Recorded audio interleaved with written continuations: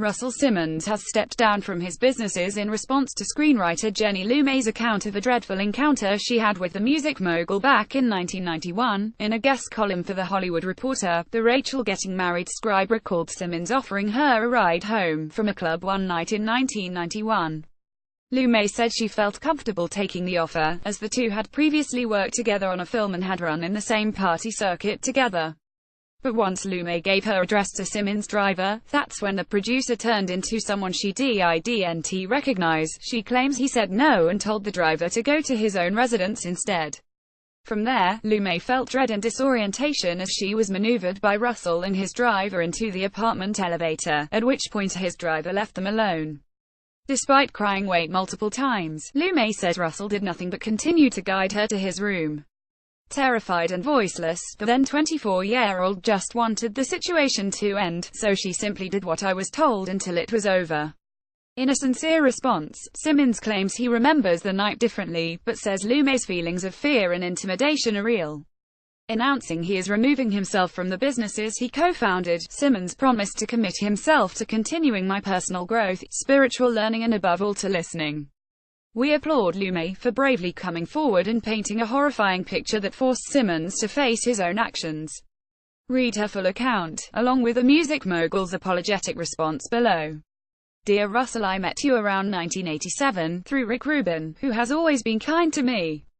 Rick knew my sister through NYU and asked me, at the upstairs bar in a nightclub called the Palladium, to be in a movie you were producing that Rick was directing, starring Run DMC.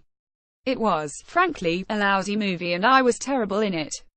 Over the next 3 or 4 years, I would see you out and about at a nightclub called Nell's, mostly.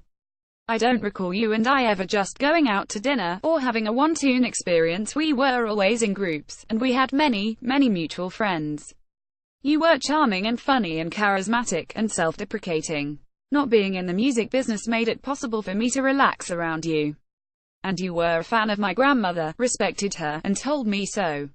You seemed sincere. You pursued me, lightly, on and off, over a course of years, saying you had a thing for a little yellow girl me. I rebuffed. It wasn't deep, as far as I knew. It was never a big deal. You had, I assumed, many women in your orbit. Once you sent me 250 balloons with the note, please baby, baby, baby, baby, after a character in a Spike Lee movie. It was light, fun, and flattering. We continued to socialize in the same places. We continued to have a large group of mutual friends. One night circa 1991, when I was around 24, I was at a restaurant called Indochine. I had worked there when I was 17, as the coat check girl, and I enjoyed returning. I still knew some of the staff at this point, and felt quite comfortable there. I remember I was wearing one of the Azadina Laya tops that were everywhere that year. And hoop earrings. I think it was cool enough for a jacket. Because I remember being glad I had a jacket. By the end of that night, you had a car and a driver that evening.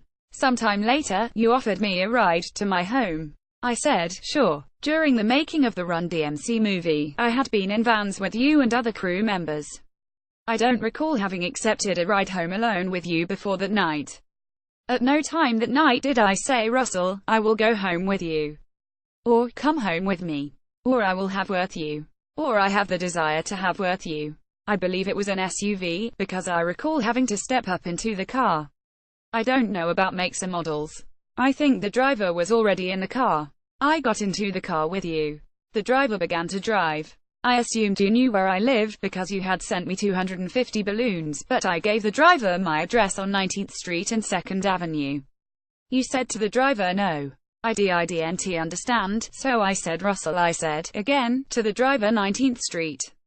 Again you said to the driver no. Then, the car doors locked. It was loud. The noise made me jump. I didn't recognize you at that moment. It was disorienting. It was disorienting. I say it twice, now, because you said no twice, then. I couldn't open the doors. I couldn't open the windows. The car was moving. The driver did not stop. He did not take me to 19th Street. He took me to your apartment. I didn't try to kick the windows out. I didn't punch a kick. I didn't say what are you doing. My voice left me after the second no. I felt dread and disorientation. I wanted to go home. I said I wanted to go home. I didn't recognize the man next to me. I didn't know if the situation would turn violent. I remember thinking that I must be crazy. I remember hoping that the Russell I knew would return any moment. The car stopped at the curb. I don't recall the street. I recall the driver opening the door from the outside, and you behind me. I was between the two of you. Not wedged, just in the space between you. I remember exchanging a look with the driver. He was unreadable. It was chilly out. It was me and these two men. I felt dread. I was tremulous. Off my feet. I felt an intense need to keep both of you calm. Was there a time or a space to run? I have no idea. Would somebody else have run? I have no idea. There were two men, one of whom obeyed the other. It was an overwhelming feeling. There was no well or lobby or doorman at the entrance we used. I would guess it was not the main entrance to the building. I believe there was a door from street level that opened into a space beneath the residential area of the building, in which there was a small, back elevator. If I am wrong about the layout, then I am wrong. There were two men, and I was afraid. You didn't punch me, drag me or verbally threaten me. You used your size to maneuver me, quickly, into the elevator. I said wait, wait. I felt dread. I was very, very sad. I didn't know if the driver was a further threat, or an ally. I was both relieved and terrified when he did not get into the elevator. Alone in the elevator. You pressed me into the corner with your body, your hands and your mouth. The elevator did not stop on the way up to your apartment. I was moved very quickly inside. I recall hearing the apartment door closing behind us. I saw no one else. I recall you were behind me. I was still hoping the Russell I knew would reappear, as I could not recognize the man moving me deeper into the apartment, the man who had said no to his driver. Twice. You moved me into a bedroom. I said wait. You said nothing. I made the trade in my mind. I thought just keep him calm and you'll get home. Maybe another person would have thought differently, or not made the trade.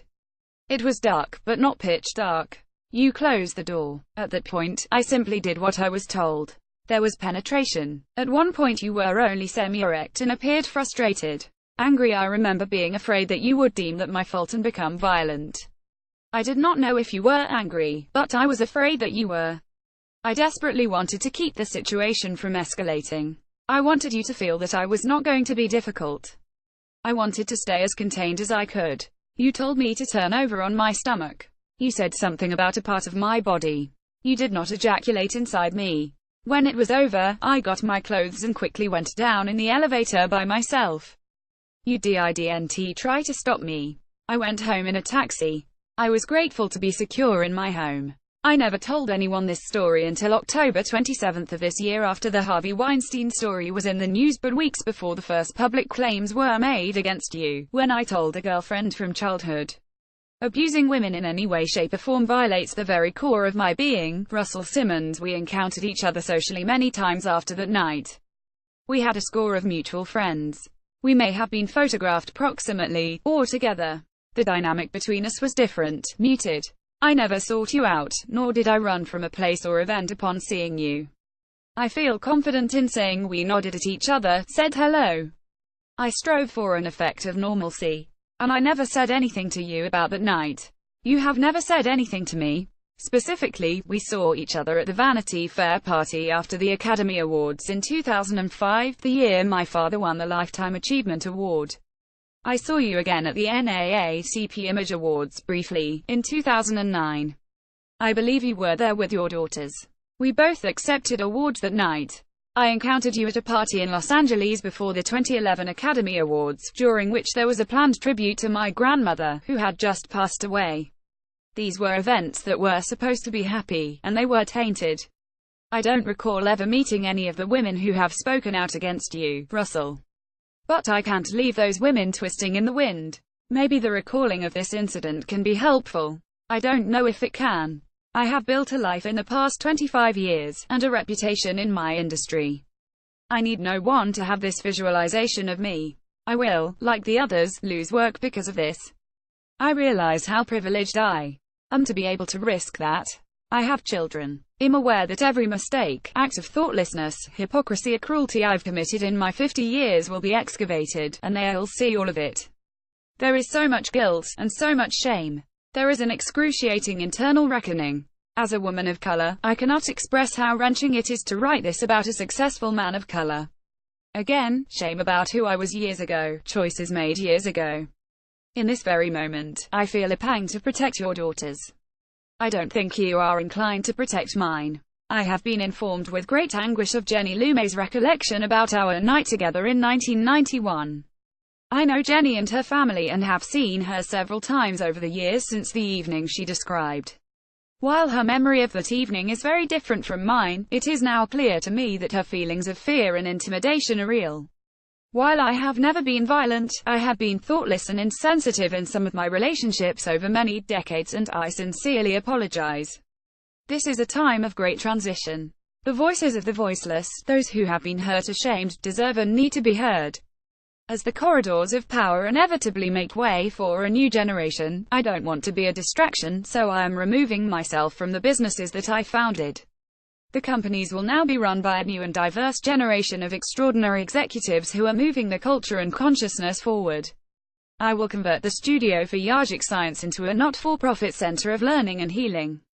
As for me, I will step aside and commit myself to continuing my personal growth, spiritual learning, and above all to listening.